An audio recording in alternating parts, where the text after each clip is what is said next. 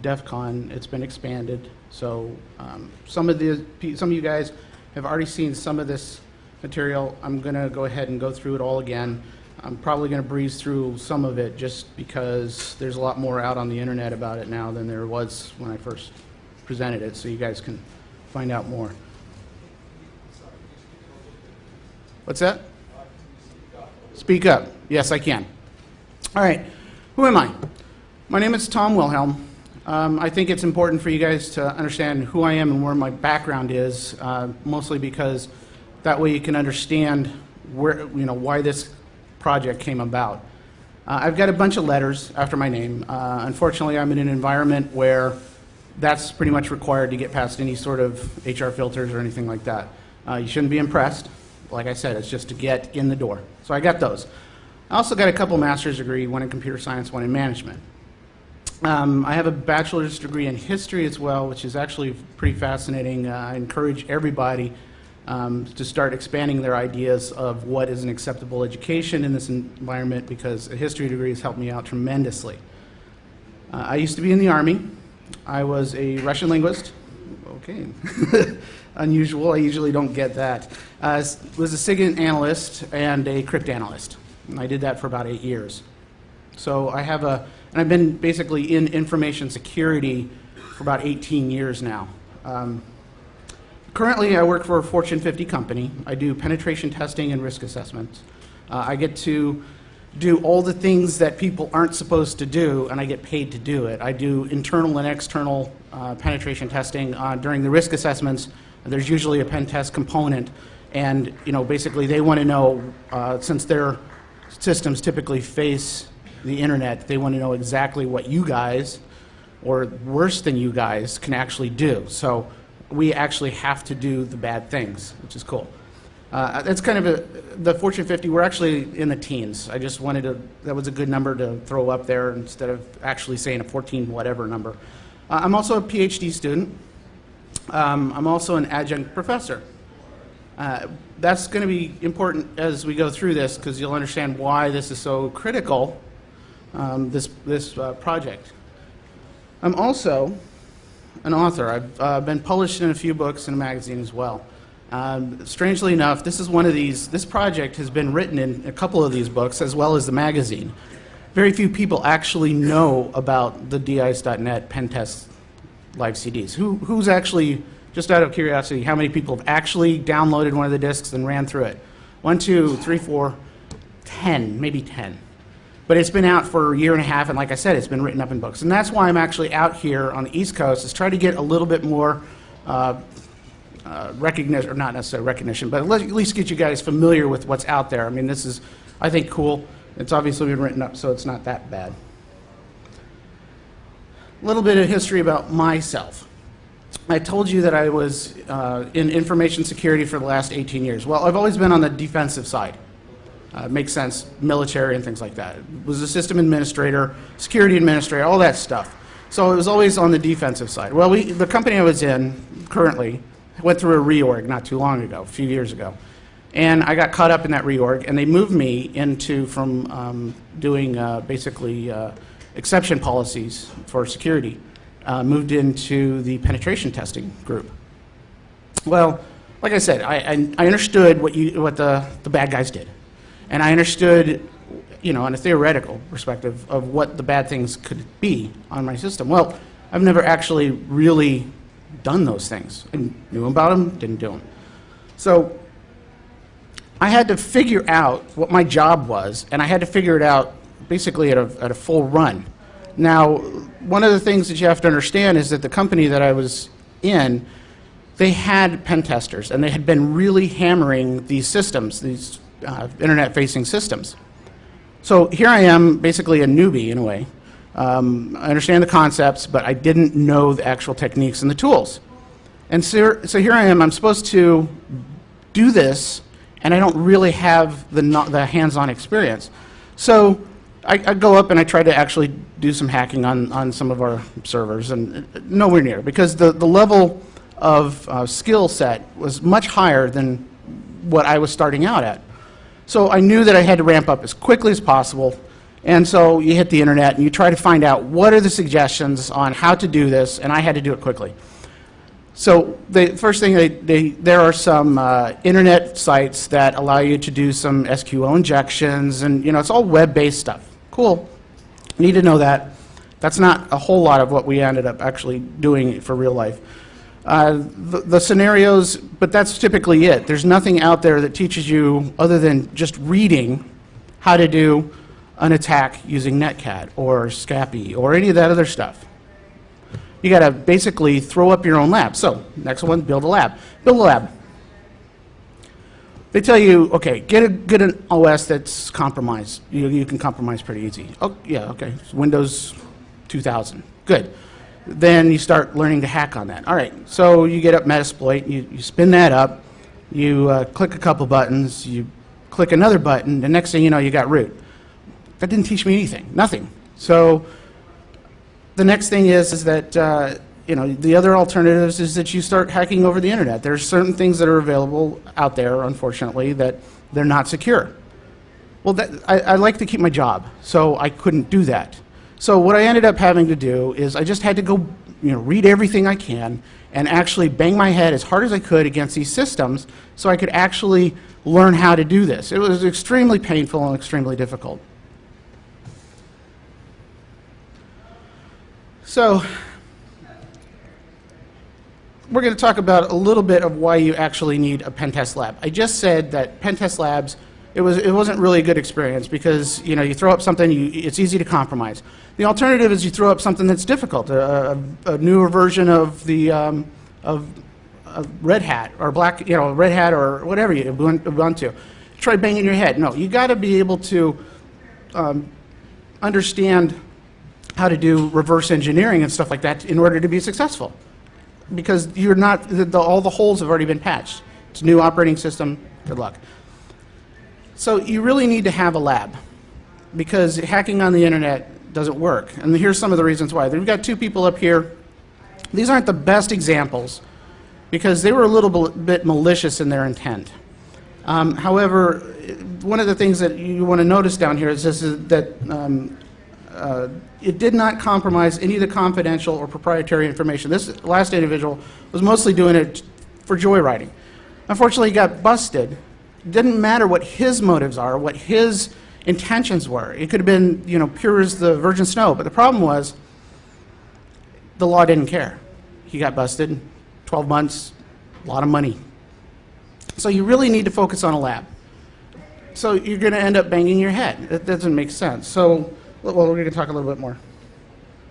There's also some other problems as into why you need lab. Even if you've got a buddy to set up a server on the internet, you've got problems with brute force attacks, aggressive scanning, there's denial of service attacks, there's all these other things that you got to deal with or you have to do in order to learn some of these techniques.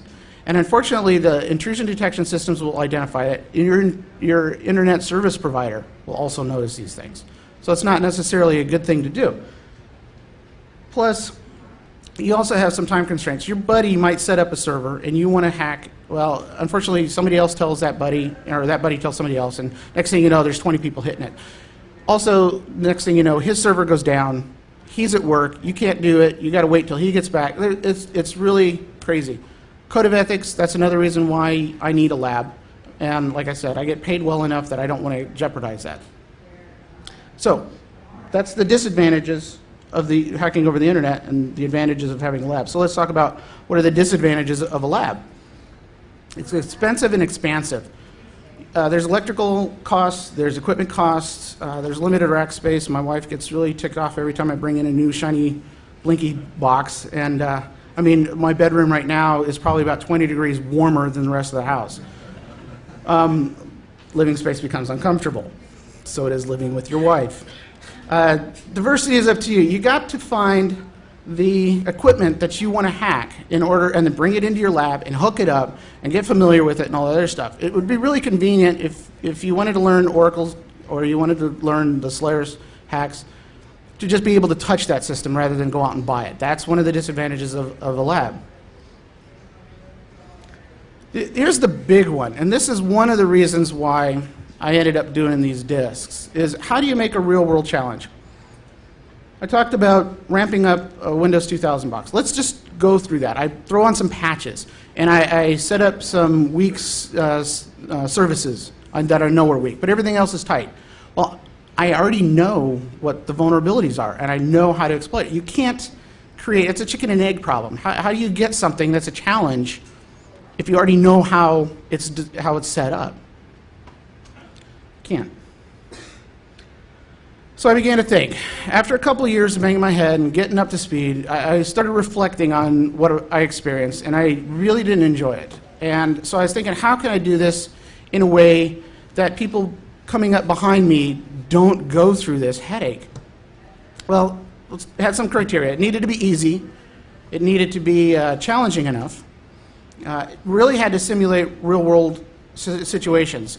A lot of times, you know, like you do the web-based hacking, and you know, you go through the HTML page, and you look for the password on the HTML page. That's very beginner stuff.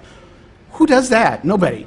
So it can't be this fictitious. It has to be based on real-world experience. Now, at this point, I had already, you know, like I said, banged my head, and I was getting that real-world experience. I was learning what those vulnerabilities really were in the real world. So I could take those and apply this to these disks. It had to be portable, and it had to be nerdy enough to be cool. Right. Something nerdy would be LiveCDs, and they're cool. All right. Everybody here has dealt with a LiveCD. I mean, Backtrack, right? Right. Okay. Who has Backtrack on their system, loaded on their hard drive? Yeah. Okay. Who only runs it from the LiveCD? Really? I'm pretty impressed. So you don't mount up the hard drives or anything like that. So, okay, let's talk about speed. If you're doing like a Hydra attack, where basically you're doing a brute force over the net to try to get passwords, what's the I/O speed between your disk, yeah, it's questionable. You really want that speed. Unfortunately, what most people do is they take that disk, really cool idea, keeps it really secure, you can't hack the disk, and they put it on their hard drive. I do it. I do it because of that speed problem. I've done distros, you know, Ubuntu comes with the ability to run it as a LiveCD. I don't do that. I install it.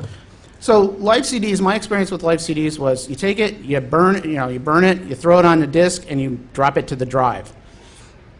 So LiveCDs were basically cool, but I haven't really seen a real good reason to use them. But then it clicked for me on this one. There's some advantages to using the LiveCD. First of all, there's cost advantage. I can have an entire server run up on a disk. I don't have to have, if I want to do multiple scenarios, I can just VM it on one system. I'm done. It's portable and compact. I got a disk, I can give it to you guys. Well, I got one disk, I can give it to one person. It's quick and easy to use. I screw up the server, I reboot it. That's it. I don't have to go through building it up and everything like that. There are some other, I'm going to inject right now, there are some other scenarios, some practice labs, basically. Like, anybody heard of the Hack Me series? Yeah, there's a few. The Hack Me series is basically, it's like 99% web-based attacks. Excuse me. But what you got to do is you got to take a server, you got to put .NET on there, you got to put their Windows SQL server on there, you got to do all these things, Microsoft proprietary. I screwed that up when I did that one time. I had to rebuild that. And everybody knows rebuilding a server is a pain. So one of the advantages of the LiveCD is I just reboot. That's it. Now, the other thing to point out here is they are real servers with real services.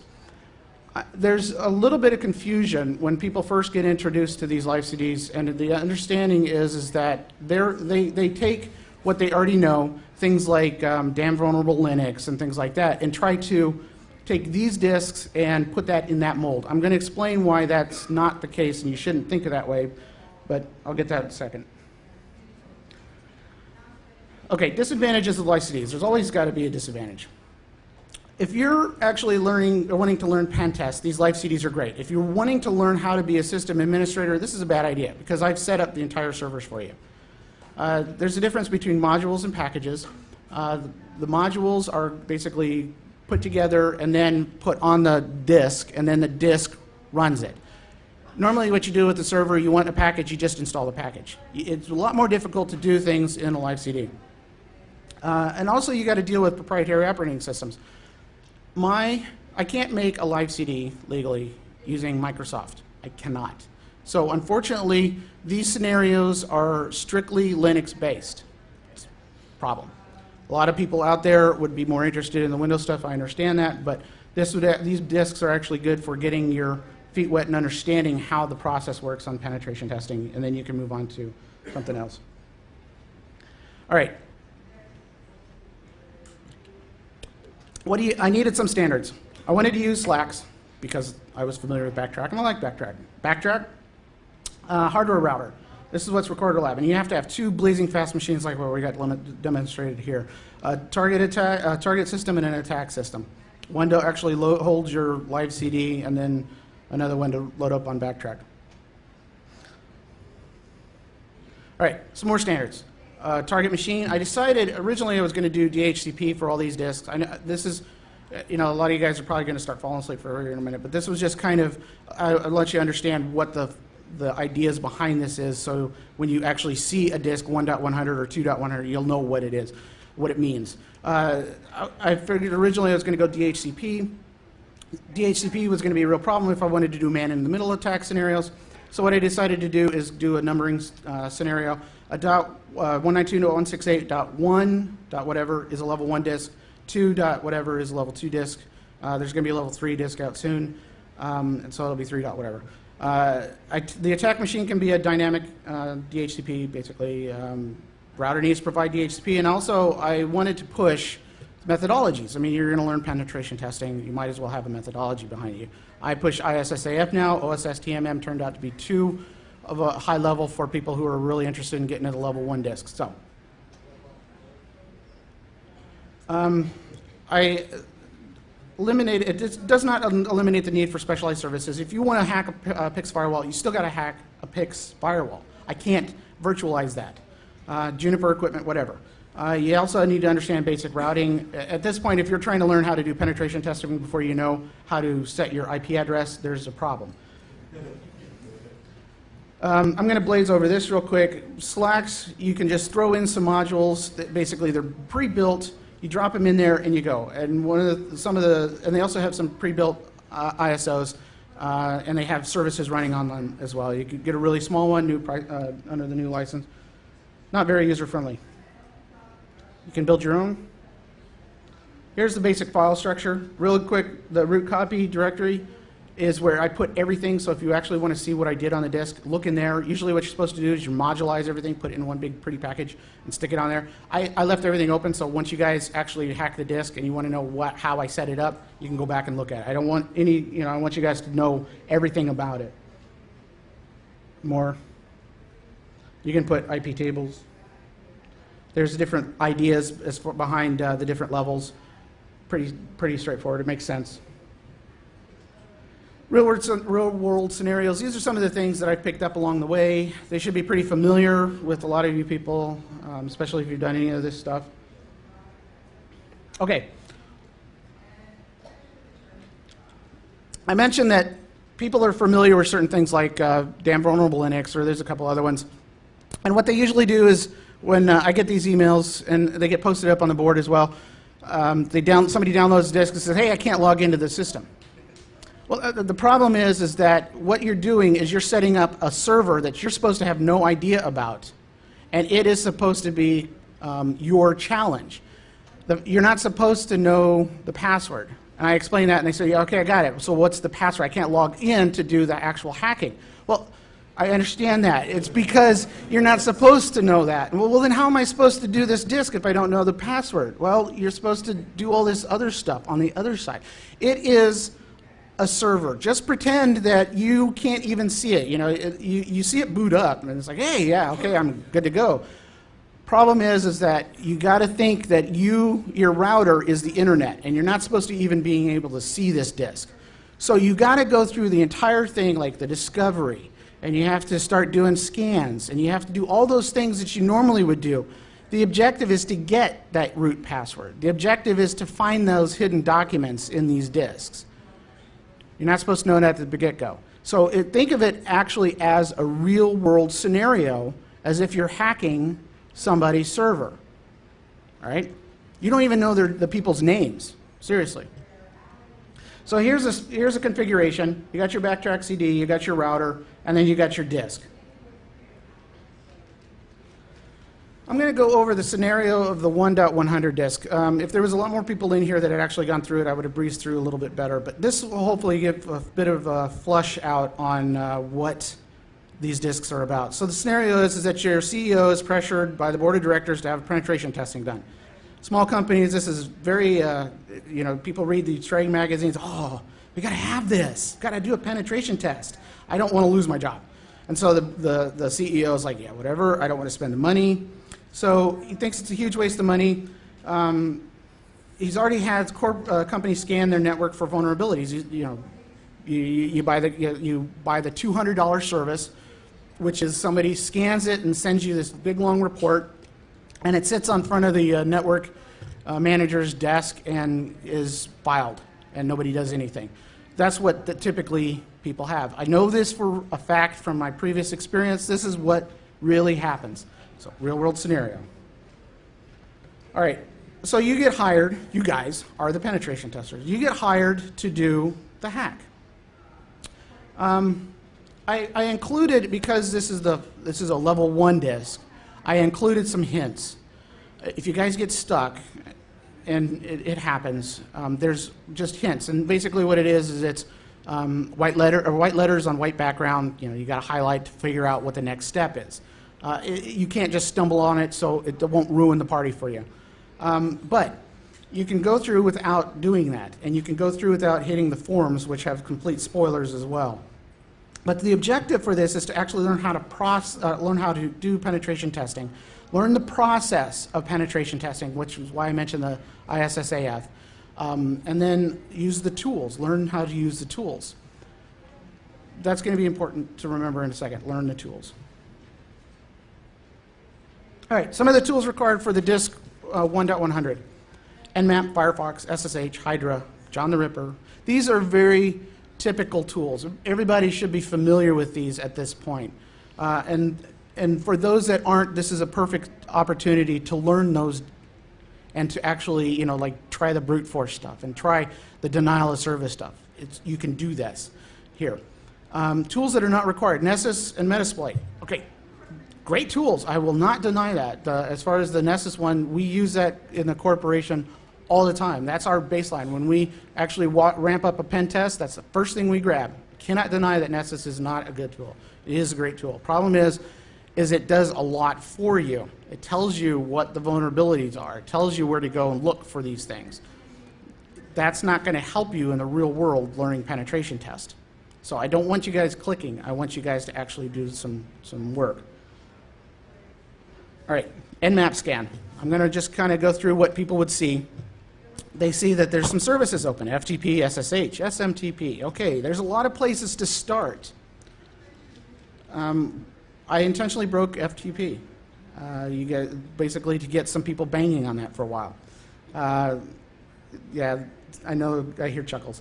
There are no Nessus vulnerabilities, actually. Well, at this point there are, but when I originally wrote this a couple years ago, there were not any vulnerabilities. I basically had the newer stuff. There's some stuff that's out there, but nothing that would allow you to make a quick trip on this disk. You can't just hack it right away with clicking. Okay, just out of curiosity, there's some things out here. How many people would actually? We got FTP, SSH, SMTP. Just out of curiosity, how many people would actually start probing the HTTP service after they found this? We got 1, 2 people, 3 people, 3 people. Okay, I know a lot of people don't raise their hands. All right, there's a lot of opportunities out there that people skip, and unfortunately this is one of the ones that I see a lot of people do in the real world. Is HTTP is usually easy. Everybody is familiar with it. It's just something that people tend to shy away from. They want to go for the juicy stuff.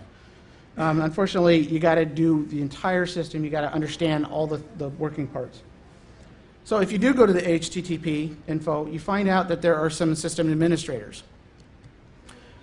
Good place to start. You don't know any names, you don't know any logins.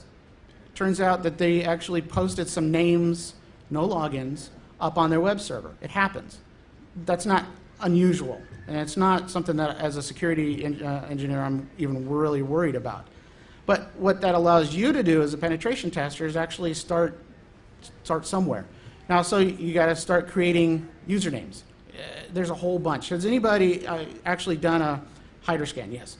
All right. You know that there's two things. You need the password list and you need a user list. User lists really slow down the system. It's got to go through every name and got to go through the dictionary for each one of those. It's really a massive headache. So you got to try to figure out how to slim that down. With Hydra, basically what we did is we just did some simple flags on Hydra to find out that the intern is an actual idiot. He uses his login name and his password is the same. Well, unfortunately, you find this out, but the fact of the matter is that you can't use this account. I know I'm spoiling it a little bit. You can't use this account to actually do anything. But at least now you know the way they do their names. All right. Keep going.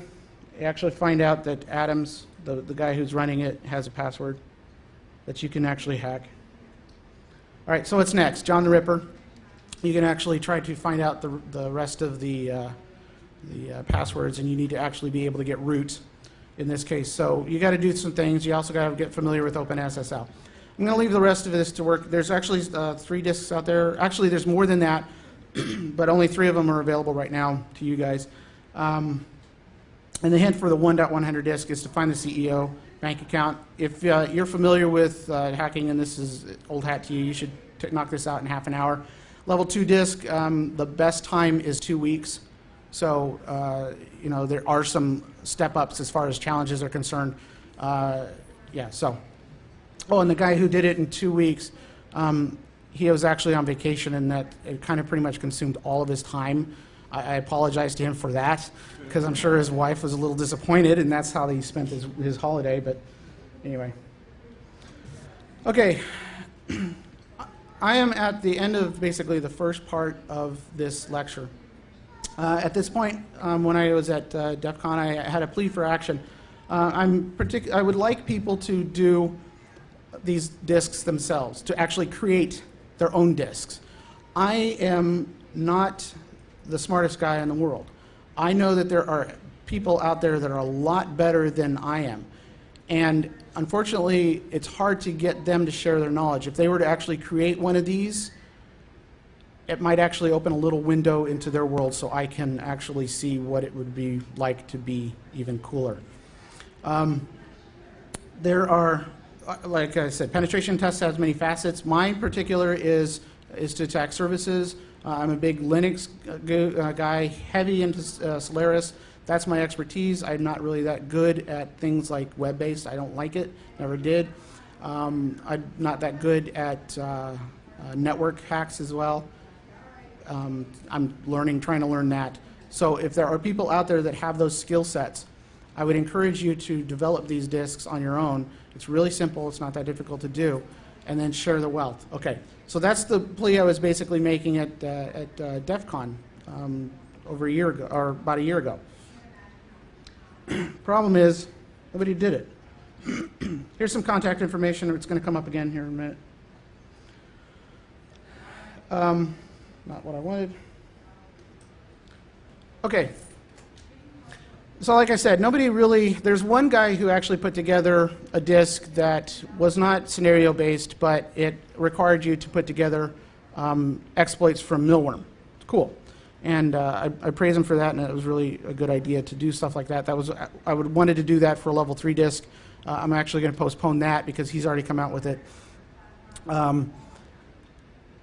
But I found that as a, I'm going to jump down back to the slides because I'm going to just ramble on here in a second. It says, there's some deficiencies in learning that I've experienced in the last year and a half or 2 years doing these disks and stuff. One of the problems is that people only know what the basics of the tools are. They are unfamiliar with the actual flags. I kind of, I got a little story. I was at college and came out into the parking lot, and there was this girl. She had the hood of her vehicle open, and she had a metal rod, and she was banging this rod inside the engine as hard as she could. I mean, just hammering away. And it's, you know, it's like 11 o'clock at night. And it's like, you okay? What's going on? She says, well, my car won't start. So I'm trying to figure out how beating the living crap out of the engine is going to start the car. Well, so, you know, I asked the question, so what are you doing? Well, my boyfriend says that I just need to hit this thing down here and it'll start up. He told her to tap the solenoid if it doesn't start. Well, she took that as she could bang the living crap out of it. And wires were shredded, and it was just crazy. It was, she couldn't get anywhere. Well, I equate that to the same thing as these disks, is that people understand what it's supposed to do. Like Hydra is supposed to break passwords. But unfortunately, people don't know how to use those tools. They bang as hard as they can, and then they miss things. Perfect scenario is in Hydra. How many guys know that you can, like the default passwords, the banter? Does anybody know what those flags are off the top of their head? To look for empty passwords or password is the same as the login. How many people have actually done that? Not very, yeah, not very many. People just assume that things are going to be tight. They're not familiar with it enough. Scapy is a huge problem. And a lot of times it comes back to documentation. Documentation is not out there enough. And then also, when you do a search on the internet, you search for Netcat, and you see the same examples over and over again because everybody has all of a sudden discovered Netcat and the 3 commands that are out there, and they blog it and say, oh yeah, this is awesome, this is what you want to do. Like, you know, all of a sudden they're expanding the knowledge base when they're not really. So you're littered with, you know, 3,000 searches, and they're all the same commands. Unfortunately, the information isn't getting dispersed right. Okay, so books and websites. Sorry, I keep rambling. Deficiencies in learning, books and websites. There are typos in books. There are typos in blogs. There are typos in man pages. And a lot of times, even when you do get it right, it worked for the person who wrote it, but you don't actually have the same system as they do, and so you cannot replicate it. It bugs me to no end when I'm trying to learn reverse engineering, and they give these examples, and they say, hey, go get the file, and it doesn't match. Very frustrating. And as a professor, there's a couple things that I have to deal with all the time, and it's just part of the nature, in a way, of the profession, is that it's repetitious. Every semester I got a new batch of kids, and I got to go through the same thing again. And it's also, I'm only one person, limited time. I work with a security club as well, and I was horrified when somebody mentioned, yeah, how, you know, it's like he mentioned, the president of the club mentioned that it would be great to have me around because when the new kids come in, I can teach them as well. I was like, okay, well, I was hoping to teach you guys so you could do that, but I realized that they graduate, so I will be doing this. Not fun, but, you know, it's a necessity. Well, maybe not. For those who were lucky enough to actually bring their laptops, I have what I'm about to talk about up on an access point right now. It's open. LiveCD is the name of the access point. If you navigate to 192.168.1.123, you will see a system up, and you can browse to the, bring up a browser and navigate to that site, and you'll find out that there's a wiki up there. All right. So what I did after all those negatives, all those things that I was going to have to do, the repetition and all that other stuff, I decided, and also the fact that people aren't familiar with the tools that much, and also that nobody really has been trying to develop these LiveCDs, I decided that what needed to be done was I needed to provide a situation where not only do they actually learn how to do penetration tests, they also learn the tools. And so what I did is I also created a LiveCD that basically allows you to practice those tools. And the first one that I came out with is Netcat. I mentioned that I was an author. I wrote a couple chapters in the Netcat book, and the one that I had, the chapter I've had the most fun with was the dark side of Netcat and all the nasty things you can do with Netcat. So I try to incorporate some of those things into this disk, so you guys can actually do those evil things in a pen test lab and not have to worry about repercussions. All right. Excuse me. So we have a wiki-based instruction on this disk.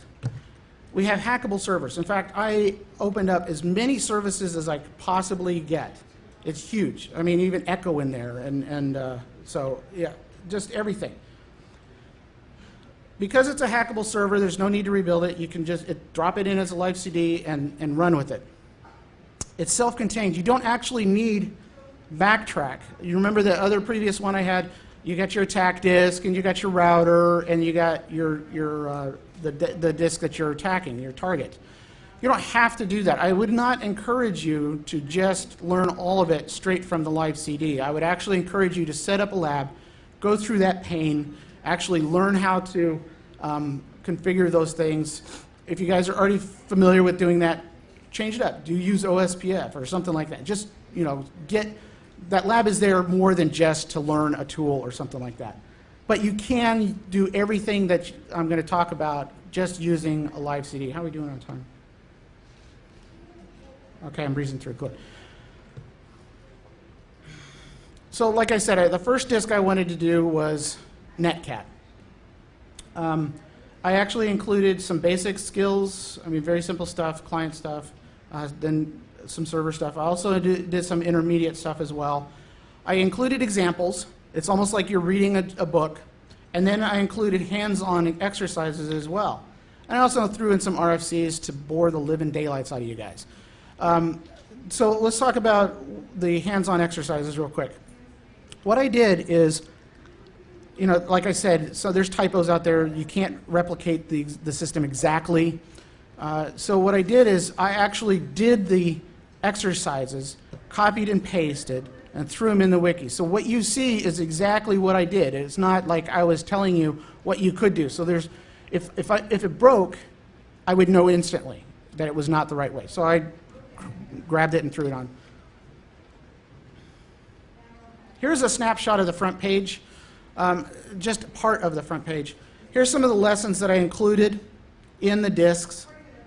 We have the basics, and we have some basically risks to your networks, some man pages. Then we use using Netcat as a client. It walks you through doing that, server. And then the one that most people don't get an opportunity to do is actually attacking actual services on a network, like Echo. What does Echo look like when you use Netcat against it? Things like that. SMTP. Then I also threw in some tricks and traps. How to create a backdoor. You actually can create a backdoor on this LiveCD. Some of you guys have done it for real.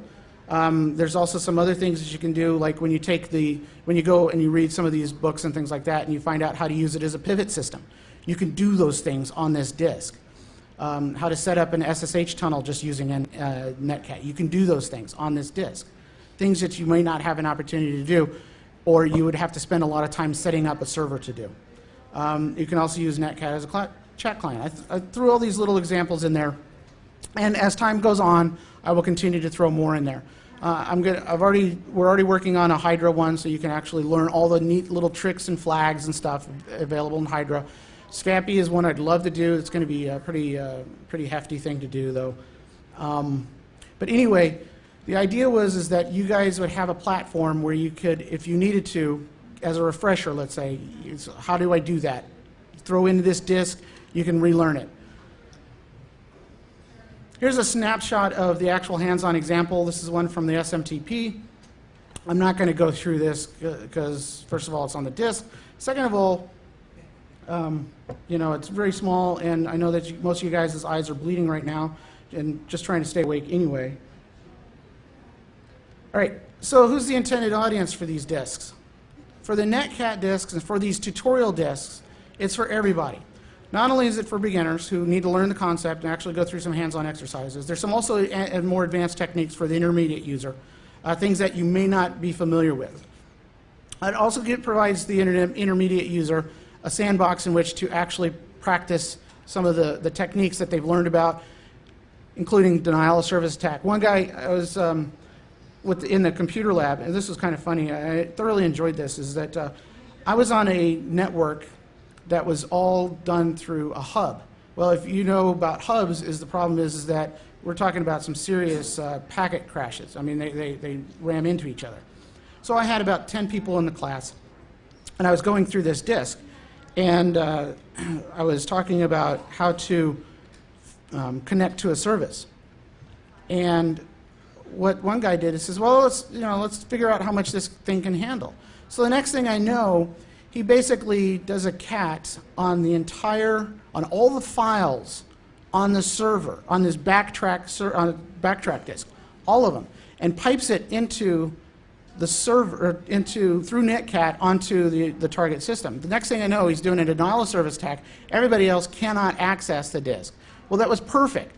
And the reason why it was perfect is because since any other opportunity that he would have had to do this would have either been on the computer at the college, which they would have frowned upon, or he would have had to basically set up his lab at home. And what he basically provided is, for the entire class, a demonstration of how to do a denial of service, especially over hubs. I mean, everybody started learning about why a hub isn't necessarily a good thing when you got 10 people plugged into the same network. So it was a learning experience, and it was cool to see. Like I said, it's a sandbox for you to try unusual protocols and also to try things that you shouldn't do under normal circumstances. Also, it provides an opportunity for people to, like I mentioned before, those that have skills that are way beyond me, to take those and develop them into a platform where people can actually learn. Now, unlike the disks, the Pentest LiveCDs disks that I talked about, where you're not supposed to know anything, this disk, you can have complete access. I even tell you the root login and everything. It's root and Tor. Very simple. The reason why is because maybe you want to see what's happening in the server side. Things like that. All right, before I get into questions or anything else like that, one thing I wanted to ask right now is, some people have probably already plugged into it. Is anybody, okay, quick hands, who's actually logged onto the service? Okay, 2 people. Okay, you guys mounted the hard drive yet? You guys start probing? Okay, I'm disappointed. I figured that by now I was going to have to redo the entire system. That I will anyway. But I figured that hopefully you guys would have had an opportunity to hack my box. There's a new user? Your sample may not be the same. That's fine. Okay. Here's some emails. You can contact me. I am available anytime, anytime. I don't sleep much, so you guys send me an email at 2 o'clock in the morning. I'm just waking up, so I'm raring to go. Send me an email if you got any questions about anything that I've talked about here. You can actually get, right now, the only people that can get this disk, I didn't even give it to the computer security group at the college. I let them test it, and then I walked away with the disk. You guys are the only ones that can get it right now. If you go to d-ice.hackerdemia.com, you can download the ISO. I'm going to leave it only for you guys until late Monday, and then I'm going to open it up to everybody else. And then also that will take you to the ability to download the Pentest LiveCDs as well.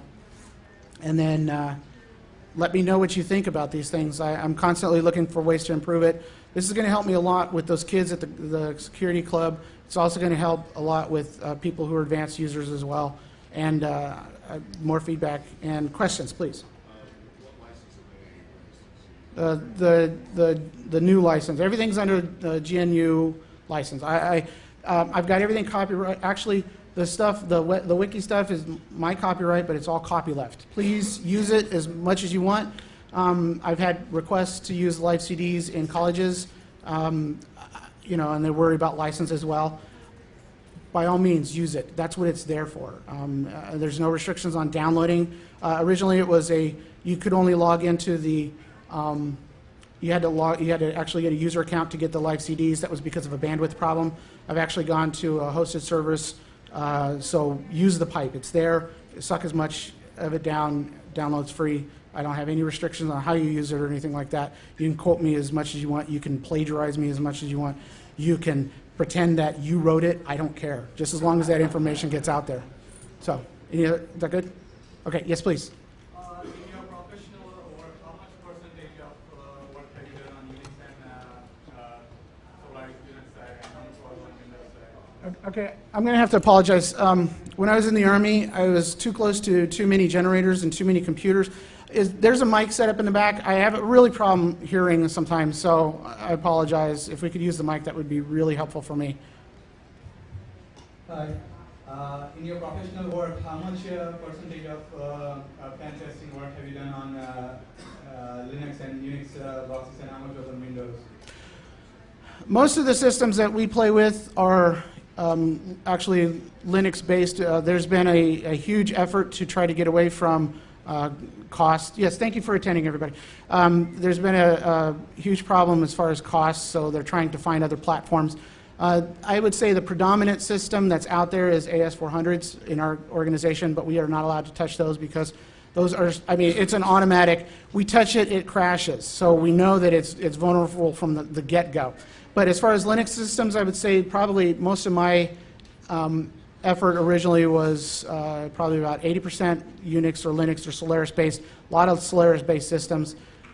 It's not Linux, it, branches off BSD. Anyway, but it's the same kind of flavor.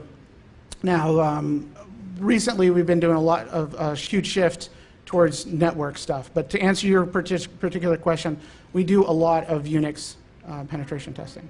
Even on in Fortune 50 companies, they have a lot of Solaris and OpenBSD boxes. Yes, yes, but that's not to say that the trend's not shifting dramatically. It is shifting very dramatically. There was that whole period of time when people were so uncomfortable with Linux that they weren't willing to put their assets, basically their services, which generate them millions of dollars a month or a day, on these boxes. Well, they're doing that now. Okay, one last comment. On Windows, just like you have Linux LiveCDs or Unix LiveCDs, you can create a BART PE, basically, yes, for the live environment. And you probably cannot give it out to people like you can give out Linux LiveCDs because of licensing issues. Right. But you can probably set it up on your box and allow people to yes. I've gone through the idea of the BART PE as well. One of the things that the problem with the BART PE is, for those that aren't familiar with it, is they've designed an operating system that looks and feels like Windows XP. The problem with it is that they had to generate the code themselves. So when you see an exploit for Windows, it doesn't mean that BART PE is exploitable. So basically what they've done is they've done basically a reverse engineering, look at the man pages, see what it's supposed to do. Same kind of thing that Torvald did when he was dealing with Linux, is what is a service supposed to do, and then generate it according like that. So BART PE is a good tool to use as far as learning Windows and stuff like that. As far as learning how to penetration test Windows, it might be a little questionable. So, thank you. Any other questions, please? Okay, I will be available. I've got a plane at 4, so I've got a couple hours to kick around, and if you guys have any questions, please don't hesitate. I can talk about what I just covered here. I can talk about penetration testing in general. I can talk about some cool stuff. So I'd like to thank my, I'm going to throw out a real thank you real quick. I'd like to thank my wife for all the support she's given me. I'm embarrassing her dramatically here. So, and I also want to say hello to my little girl. She's 8 years old. She's trying to introduce her into the hacker world as early as possible so she can get indoctrinated. So thank you very much.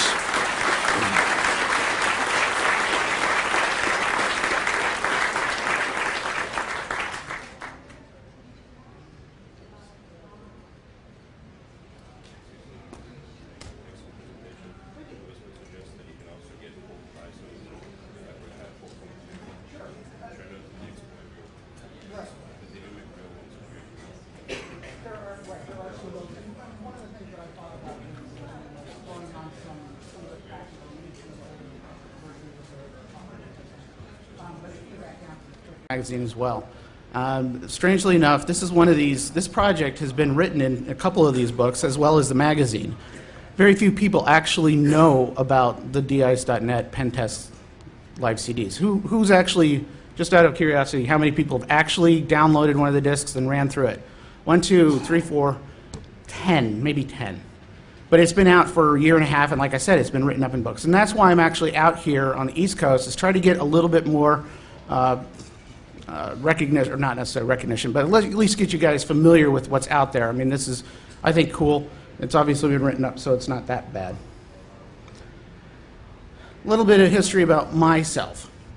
I told you that I was in information security for the last 18 years. Well, I've always been on the defensive side.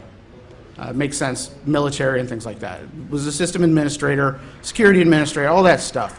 So it was always on the defensive side. Well, the company I was in currently went through a reorg not too long ago, a few years ago. And I got caught up in that reorg, and they moved me from doing basically exception policies for security, moved into the penetration testing group. Well, like I said, I DEF CON, it's been expanded, so some of you guys have already seen some of this material. I'm going to go ahead and go through it all again.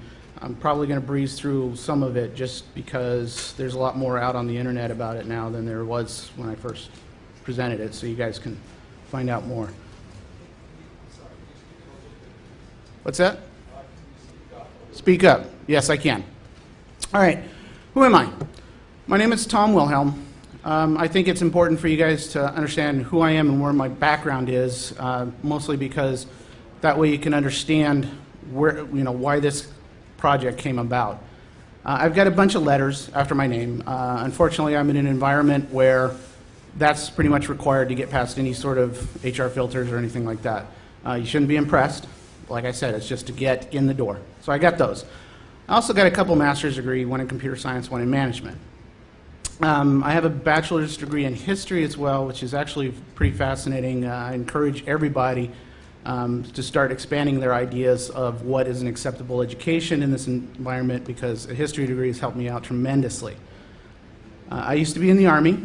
I was a Russian linguist. I understood what the bad guys did. And I understood, in a theoretical perspective of what the bad things could be on my system. Well, I've never actually really done those things. I knew about them, didn't do them. So I had to figure out what my job was, and I had to figure it out basically at a full run. Now, one of the things that you have to understand is that the company that I was in, they had pen testers, and they had been really hammering these systems, these internet-facing systems. So here I am, basically a newbie in a way.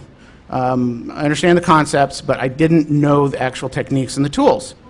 And so here I am, I'm supposed to do this, and I don't really have the hands-on experience. So I go up and I try to actually do some hacking on some of our servers, and nowhere near, because the level of skill set was much higher than what I was starting out at. So I knew that I had to ramp up as quickly as possible.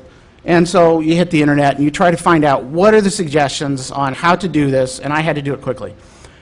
So the first thing, there are some internet sites that allow you to do so. Okay, unusual. I usually don't get that. Was a SIG analyst and a crypt analyst. And I did that for about 8 years. So I have and I've been basically in information security for about 18 years now. Currently, I work for a Fortune 50 company. I do penetration testing and risk assessments. I get to do all the things that people aren't supposed to do, and I get paid to do it. I do internal and external penetration testing. During the risk assessments, there's usually a pen test component, and basically they want to know, since their systems typically face the internet, they want to know exactly what you guys, or worse than you guys, can actually do. So we actually have to do the bad things, which is cool. That's kind of the Fortune 50, we're actually in the teens. I just wanted to, that was a good number to throw up there instead of actually saying a 14 whatever number. I'm also a PhD student. I'm also an adjunct professor. That's going to be important as we go through this, because you'll understand why this is so critical this project. I'm also an author. I've been published in a few books and SQL injections, and it's all web-based stuff. Cool. Need to know that. That's not a whole lot of what we ended up actually doing for real life. The scenarios, but that's typically it. There's nothing out there that teaches you, other than just reading, how to do an attack using Netcat or Scapy or any of that other stuff. You got to basically throw up your own lab. So, next one, build a lab. Build a lab. They tell you, okay, get an OS that's compromised. You can compromise pretty easy. Oh, yeah, okay, Windows 2000. Good. Then you start learning to hack on that. All right, so you get up Metasploit, you spin that up, you click a couple buttons, you click another button, the next thing you know, you got root. That didn't teach me anything, nothing. So the next thing is that, the other alternatives is that you start hacking over the internet. There's certain things that are available out there, unfortunately, that they're not secure. Well, I like to keep my job, so I couldn't do that. So what I ended up having to do is I just had to go, read everything I can and actually bang my head as hard as I could against these systems so I could actually learn how to do this. It was extremely painful and extremely difficult.